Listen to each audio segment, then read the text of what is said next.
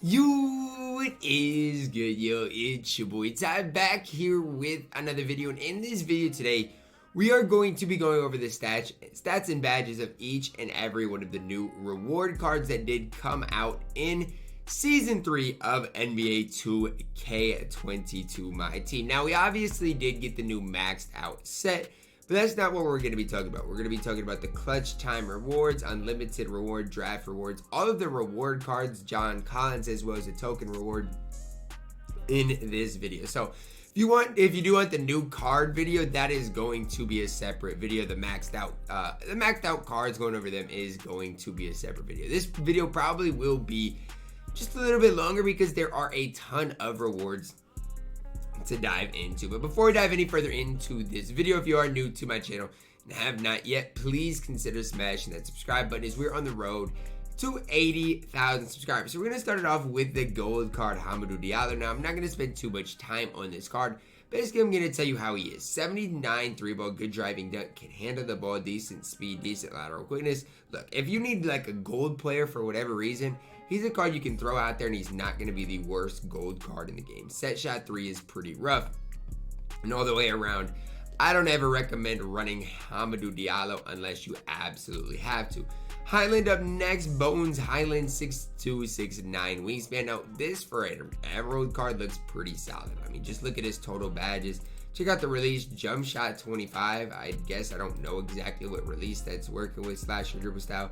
But look at it, 86 3-ball, decent enough driving dunk, can handle the ball, is fast enough. The only problem is his defensive badges, but for an Emerald card, I'm telling you guys, Bones Highland is not bad. Again, if you need him for a limited or whatever the case may be, he's a card you can plug and play.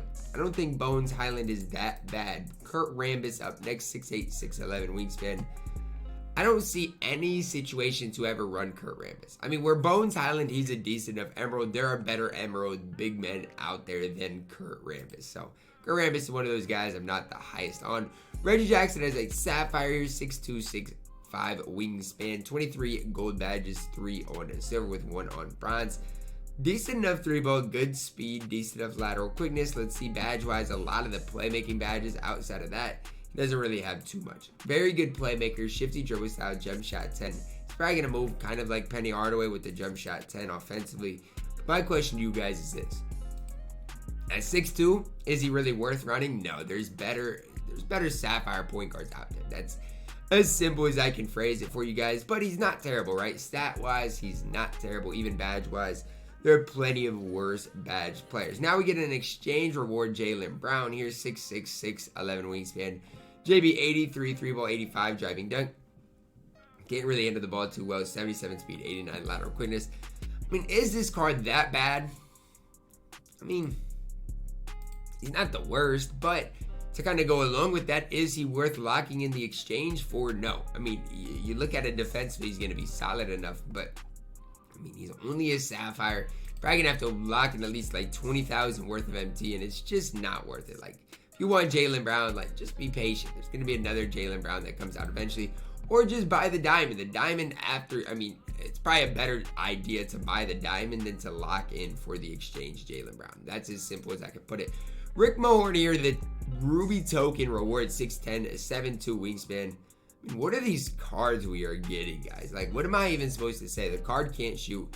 It's an interior big. I mean, he's fine, but I'm not going to even spend much time on him. Don't lock in for Rick Mahorn under any circumstance. The card is just overall not very good. Again, we'll get to these maxed out cards in another separate video. Season 3 reward, DeShawn Stevenson here, 6'5", 6'10" wingspan, 86 3-ball, 80 driving dunk, 84 speed, 89 lateral quickness. There's an all-around 2-guard. DeShawn Stevenson is not bad. Jump shot 20, decent enough release, very good on next-gen slash dribble style. I mean, if you get him, he's a guy that can play in limited for like a Rubies. But my thing is this. Is he going to be as good as a like Matisse Thybulle type of player? And the answer is no. I mean, he might be better total stats, but you got to take into consideration hands, post fade, post hook, post moves, like standing dunk. A lot of the stats that don't really matter too much, passing vision. I still think Matisse Thybulle is a little bit better. I mean, you can make the case that DeShawn Stevenson's a better Matisse Thybulle, though, if you really wanted to. Just think with the total amount of badges, I'd lean towards Matisse Thybulle. A very intriguing card here that a lot of you guys are probably excited about is the Ruby Julius Randle, who can shoot 6'8", 7-foot wingspan, 15 golds, 17 on silver, 10 on bronze, 83 3-ball, 85 driving dunk, decent enough ball handle. Defensively, he's pretty rough though. I want to see what this Julius Randle is like compared to the Julius Randle we always have. Remember, this Ruby Julius is going to be free, and the Ruby Julius Randle is just a little worse than the Amethyst Julius. That's the best way I can kind of phrase it. But the Ruby Julius Randle isn't going to be that bad. I mean, if you get him, if you want to use him again in limited those types of modes, he's going to be a free card, and he's not the worst. I definitely think you have to run him at the power forward position because he's not going to be able to guard anybody at that center position. So as a Ruby, he's not too bad. So those are all of the Ruby or below rewards. Honestly, am I high on any of them? Not really. Probably the highest on Highland for his specific value. Danny Green's our next reward card, and he is a token reward at that Amethyst tier. 6'6", 6'10" wingspan. Hotspots, remember, outside of 3-point line. 1 Hall of Famer, 22 on gold, 1 on silver. 93 ball, 70 driving dunk. Honestly, his ball handling stats are better than I thought they'd be. 82 speed, Hertz, acceleration, 94 lateral quickness. Was honestly just hoping he'd have a little better speed because then I would hype this card up. You want to know why I'd hype him up? Jump shot 13 is a super smooth release. If he had just a little better speed, this card would be one of the best 3-and-D wings in the game. Now, still at the Amethyst tier, is he the best Amethyst token player, token option? Is he better than Surge? Probably. He's probably the best Amethyst token player we have. But that's really not saying much. Just because he has limitless spot, but incredible in this catch and shoot situation. You upgrade the ball handle a little bit, he's going to be just fine. Danny Green's actually pretty solid for an Amethyst token reward if you are looking for him. Doug Collins is a Season 3 reward, 6'6", 6'9" wingspan, 1 Hall of Famer, 23 on gold, 9 on silver. We're going to start with his release. He's got the Draymond Green release for a wing. It's okay. Not the biggest fan of it. 84 3-ball, decent enough driving dunk. Playmaking is fine. 83 speed, 88 lateral quickness. Of him, rhythm shooter. He's just an all-around player, right? He doesn't come with quick first step, which hurts because you're probably not going to want to put it on him. Same thing with a guy like Danny Green. Does have the fundamental dribble style, though. He's a card I don't think is terrible. I don't think he's worth playing at all if you get him. If you get him on your grind towards the AI, he's a card that I guess can play if you really want to. Exchange reward, Antonio Davis, 6'9", 7-foot wingspan. What are we talking about here with some of these exchange cards? Like, if I see any of you guys that have watched this video lock in for Antonio Davis, we need to talk. Because if you lock in for this card, when George Mikan is like 30,000 MT, it just doesn't make sense to me at all. Like, if you do that, I credit to you, whatever. I just cannot condone that. Sexton up next, 6'1", 6'7" wingspan. Hotspots from the top to key right hash. And the left corner, 87 3-ball, 85 driving dunk, good enough speed with ball handle, 94 speed acceleration, 92 lateral quickness, Hall of Fame, slithery fast, twitch, and fearless finisher. Shooting wise, can't get blinders, but you can give him limitless spot up. Hall of Fame quick first step is a big badge. And then again, defensively, he's going to be fine. The problem with Collin Sexton that I see isn't the release. That's not it, because he does have that release on quick, which is going to be super smooth. Quick dribble style. Problem is that he's 6'1". I mean, if he was 6'3", I would hype this card up so much. And I still think Collin Sexton is going to be absolutely incredible. Problem is, at 6'1", he's not a card I'd use. He's just not. And I still think he is absolutely incredible. It's just not a card for me. If you like small point guards, go ahead and do what you got to do with Collin Sexton. For me, I am going to avoid that situation. George Gervin, just a new free agent card added into the game. I'm pretty sure he's basically the exact same that we did get from the draft mode last season. CJ McCollum is our next Season 3 reward. I'm pretty sure he's probably for getting level 33. 6'3", 6'6" wingspan, 5 Hall of Famers, 36 on gold, 6 on silver, 93 3-ball, 60 driving dunk, 89 2-ball, 86 point, 89 speed acceleration, 88 lateral quickness. I'm going to tell you guys this right now. If CJ McCollum was attainable right now, at this moment, he'd be one of the top point guards in the game. I'm just going to throw that out there. I don't think he's attainable right now, and that's kind of why I'm not hyping him up, because if he is the level 33 reward, it's going to take a while to get CJ McCollum. But a 93 3-ball, 89 speed, 88 lateral quickness, can dunk, good ball handle, great shooting badges. Silver limitless spot up is fine.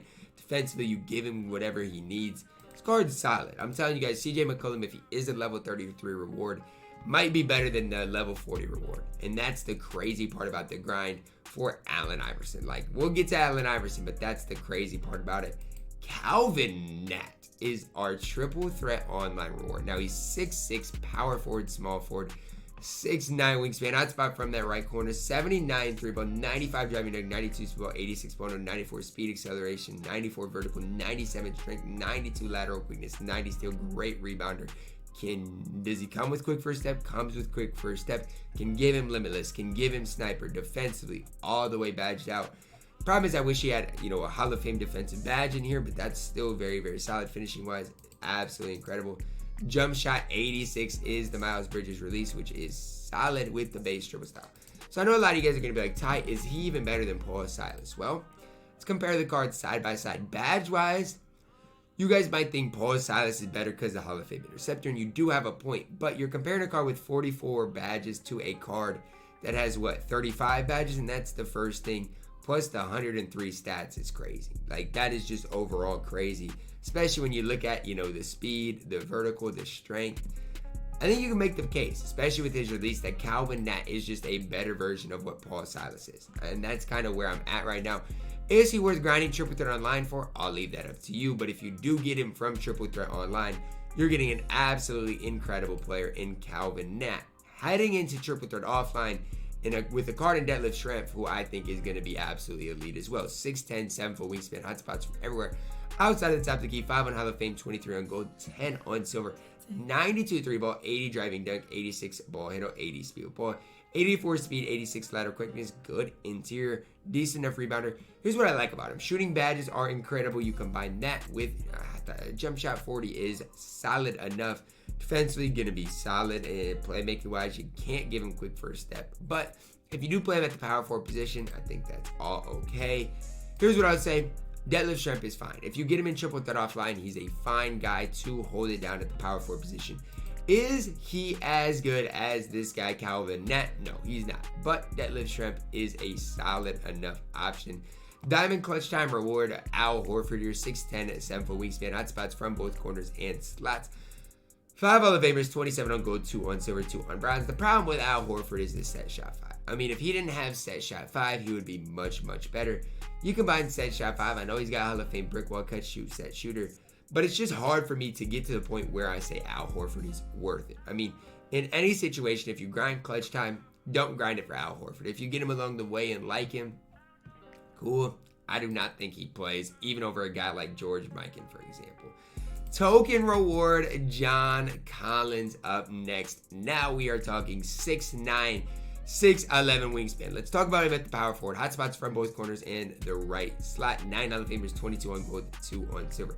Here's what we're talking about. 87 3-1, 95 driving dunk, can handle the ball decently. 79 speed, 76 lateral quickness. The problem with this card is going to be on the defensive end of the court. But look at the finishing badges. Shooting wise, you can give him sniper. He does have the Kobe Bryant base, which is obviously very incredible. Here's what you're looking at. Chase down artist, pogo stick, rebound chaser, all in Hall of Fame. You can give him clamps. Here's what I'm going to tell you guys. You add a coach, like Monty Williams. That's the coach I have, so that's the coach I'm just going to put on him right now. Look, he's already a lot better on the defensive end of the court. You give him a lateral quickness shoe, the card is going to be fine on the defensive end of the court. Maybe a ball handle shoe as well. Can get quick first step. I'm telling you guys, John Collins as a token reward is absolutely fire. If you need a power forward, heck, even if you need a stretch big in the game, because I think he can compete on the interior, if you give him rim protector, this card is him. Like, John Collins is absolutely him with these 9 Hall of Famers in NBA 2K22 MyTEAM. So you guys right now, don't sleep on Mr. John Collins. I'm a big, big fan of this card. Next up, Rolando Blackman here, 6'6", 6'9" wingspan, hotspot from that left slot. 9 Hall of Famers. What's up with everybody with 9 Hall of Famers? 27 on gold, 5 on silver. 85 3-ball, 85 driving dunk, 84 speed ball, 86 ball handle, 89 speed acceleration, 87 lateral quickness. For an exchange reward, the card is fine. But again, with set shot 3, is this card worth locking in? Absolutely not. But if you do lock him in, he can play a little bit. That's what I'll say. Does have the quick dribble style, which helps as well. He's fine. If he wasn't an exchange reward, I'd probably be higher on him. But with the exchange reward, with set shot 3. I'm just not the biggest fan of him. Now, Cliff Robinson is another triple threat offline reward. So who's in the vote between him and Detlef? I'm not really sure if there's a way to tell, but let's just compare them. Cliff Robinson is probably going to obviously be better than Detlef Schrempf. He still has that set shot 3 though. It's 87 3 ball, 85 driving dunk, 84 speed ball, 86 ball handle, 86 speed acceleration, 88 lateral quickness. This card is definitely better than Detlef Schrempf all the way around. There's no flaws within this card. Every stat that matters is above 880, and he can do it all. Gonna be one of the best defenders in all of 2K. And when I say that, I mean that. Like, you think of Paul Silas being a good defender. What I'll say about this is Cliff Robinson's gonna be even better. He's taller, way more lengthy, has Hall of Fame interceptor, can play the power forward position. Like, this card is going to be absolutely elite. Comes with quick first step, can get limitless. This card might be the best card we will see in triple threat all season. I kind of want to compare him to the Nat card and just see side by side. I know Cliff Robinson is a little bit taller. Calvin's got a little bit better release. Side by side, it says Calvin's a little better, but a lot of that's post move stuff like that. Defensively, Calvin's going to be maybe a little bit faster, but Calvin's not going to be 6'10". Calvin's not going to play lanes like Cliff Robinson.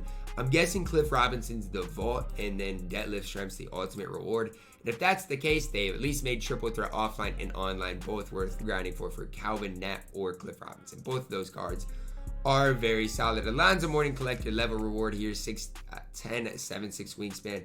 Here's the thing, if you do get him, he is going to be absolutely incredible. The only problem I see with this Alonzo Mourning card is the set shot 17. Outside of that, all the way around, Alonzo Mourning's fine. I mean, you can give him sniper, limitless, any badge in the game.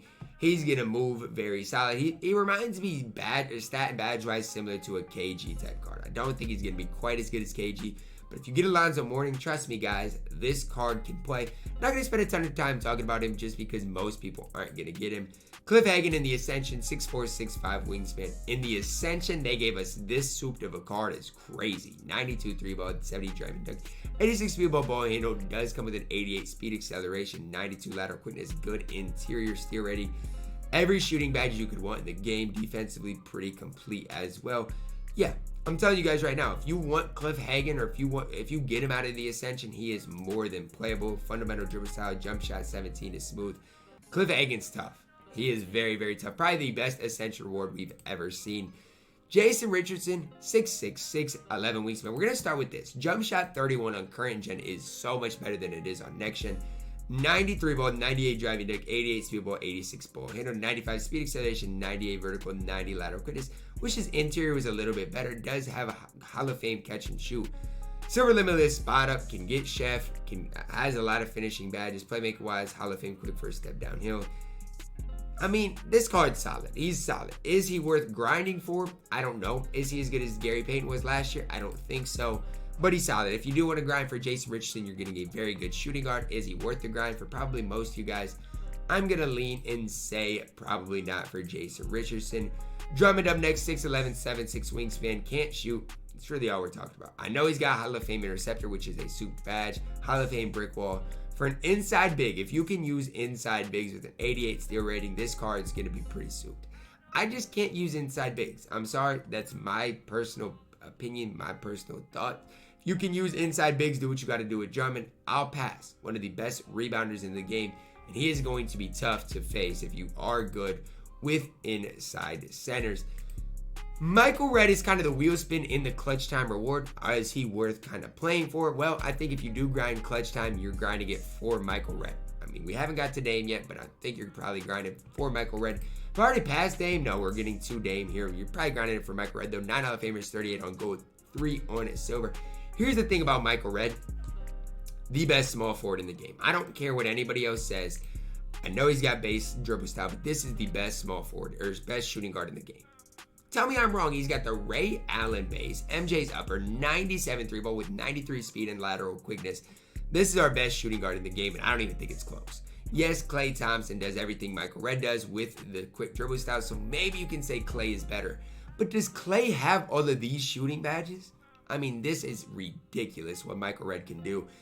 I mean, if you want a free shooting guard, you're getting one of the best in the game in Michael Redd. You don't even have to apply many badges to him if you want to. You can obviously give him the handles for days, badges like that, fully badged out defensively. This card is so elite. There's literally no flaws in this card at all. What is a flaw? Nothing. Good interior, good speed. This card is so souped in my team. It must be super hard to get on the wheel spin because Michael Redd is absolutely elite. Dame, the point guard from the Clutchtime reward. I think you need 50 wins for Dame, maybe. 6'2", 6'7", wingspan, hot spots from everywhere. 9 on Hall of Fame, 40 on gold. 1 on silver, 1 on bronze, 93 3-ball, 95 driving deck, 93 field goal, 94 ball handle, 93 speed, 86 acceleration. Shooting wise, going to be so tough with the Hall of Fame limitless spot up. Hall of Fame hyper drive and space creator is very tough as well. Defensively, he's going to be okay. The problem I see with Dame, 6'2", 48 interior, 49 box, 69 steal. Like, it's just on the interior defensively. It's going to be pretty tough. Quick release for Damian Lillard, which is incredible. Dame can move and groove in the half court. If there's one guy I know that is true with, it's Damian Lillard, because even on the Ruby Dame, he could move and groove. Offensive point guard, he's the best in the game. Best 300 point guard in the game as well. Just comes down to, is he going to get you enough stops? Damian Lillard is absolutely incredible in this game, though. Second to last card here is Dan Majerle, the limited reward here. 6'6", 6'9", wingspan, 94 3-ball, 80 driving deck, 89 2-ball, 86 ball handle, 89 speed acceleration, 96 lateral quickness. Here's the thing I like about Dan Majerle. One of the best defensive players in all of my team, especially at the shooting guard position. That's why I like the card. Combine that with a 96 lateral quickness, good interior speed. Jump shot 7 is a release that is okay. Fundamental dribble style is okay as well. Limited's, the reward in Limited's not bad either. Last but not least, Allen Iverson. I don't even know if they could make this card worth it. No matter what they do to this card, they basically made him an invincible card and all the stats that matter. Look, I don't care. They gave him Hall of Fame clamps, pickpocket, ankle breaker, handles for days, mismatch expert, which is going to be cheesy, sniper. I don't care. I'm not telling you guys to grind for this. I do not think Allen Iverson is worth the grind, and I'm holding to that. He's 6 foot tall with a 6'3" wingspan. Statistically speaking, guys, you know he's absolutely incredible. You know that. We knew that they would have to juice him up as a level 40 reward. Is he going to be an absolutely fun card to use? Yes. And if you want to have fun with the mode and triple threat, get AI. But I'm just telling you, from an unlimited standpoint, you come up against Penny Hardaway and now you're stunned. That's all I'm going to tell you. Honestly, guys, Dame, definitely worth the grind. Dan Majerle, worth the grind. Michael Redd, worth the grind. You can make the case Drummond's worth the grind for an inside center. Jason Richardson, I'll grind for it.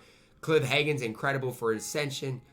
Cliff Robinson's incredible. Honestly, guys, the triple threat online, triple threat offline are probably the two things that are most worth the grind, but everything is not bad, honestly, for this season, and that's what I would say. You got a great token player in John Collins as well. The rewards this season are a W. I mean, you guys can disagree if you want to, but I think the rewards are a massive W in my opinion. I'm probably the most highest on Michael Redd and the triple threat rewards in Calvin Natt, as well as Cliff Robinson. Let me know your thoughts down below in the comments. Drop a like on the video, subscribe if you are new, and as always, man, I love you guys. Have a blessed day.